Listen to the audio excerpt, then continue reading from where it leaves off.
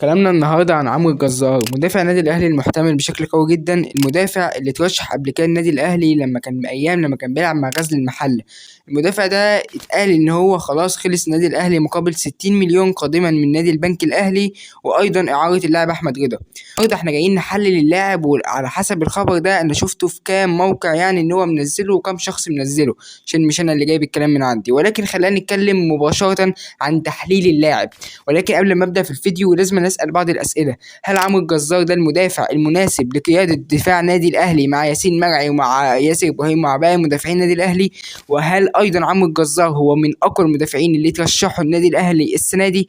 وكمان هل عمرو الجزار هو افضل مدافع في الدوري المصري؟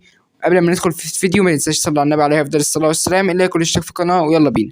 عمرو الجزار هو ترشح اسمه قبل كده لما كان لاعبا لنادي غزل المحله، وعلى حسب الخبر او المنشور اللي انا شفته ان نادي البنك الاهلي خلص في اللاعب مقابل 30 مليون جنيه، ولكن نادي الاهلي حاليا رايح يخلص مع اللاعب من البنك الاهلي مقابل 60 مليون جنيه واعاره لاعب، على حسب يعني الخبر والمنشورات اللي بتنزل عن اللاعب. ولكن هل بقى عمرو الجزار يستاهل هذه الضجه ويستاهل المبلغ اللي هو مقدر بحوالي اكتر من مليون دولار دوت؟ خلينا نشوف. عمرو الجزار هو مدافع دولي مع منتخب مصر حتى لو ما شاركش كتير، ولكن خلينا نتكلم مباشره ان في لعيبه ممكن يكون اصلا يترشحوا قبل كده النادي الاهلي ولكن هم ما انضموش لمنتخب مصر. في حته ان هو ينضم لمنتخب مصر ده اكيد لعب مع مدافعين كويسين جدا زي رامي ربيعه وياسر ابراهيم ومدافعين غير.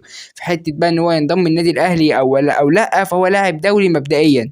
تاني حاجه هو يعتبر من اعلى المدافعين اللي خارج اهلي وزمالك وبيراميدز في الدوري المصري. عمرو الجزار اسمه معروف من ساعه لما كان يلعب نادي غزل المحله، ومن ساعه كمان لما انتقل نادي البنك الاهلي.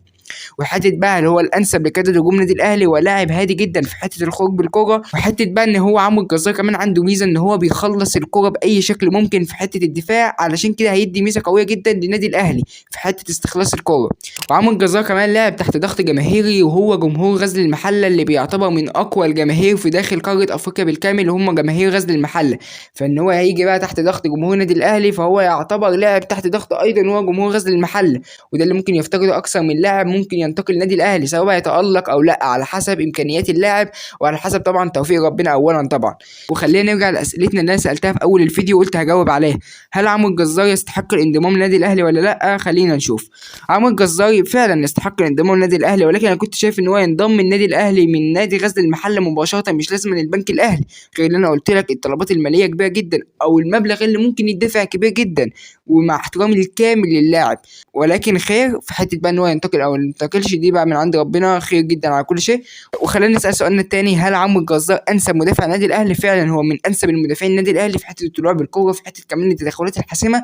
فهنا الاهلي ممكن يكون وجد المدافع اللي يعوضه على رحيل عبد المنعم في الفتره المقبله ان شاء الله. في نهايه الفيديو ما تنساش تصلي على النبي عليه افضل الصلاه والسلام، وانتظر فيديو مقارنه احمد زي زيزو وبخوان بزيرة وتحليل حمزه عبد الكريم اللي منتقل حديثا، او خلينا نقول هو شبه منتقل الى نادي برشلونه، سواء الفريق الاول او الفريق اللي هو الناشئين او غيرهم او هكذا.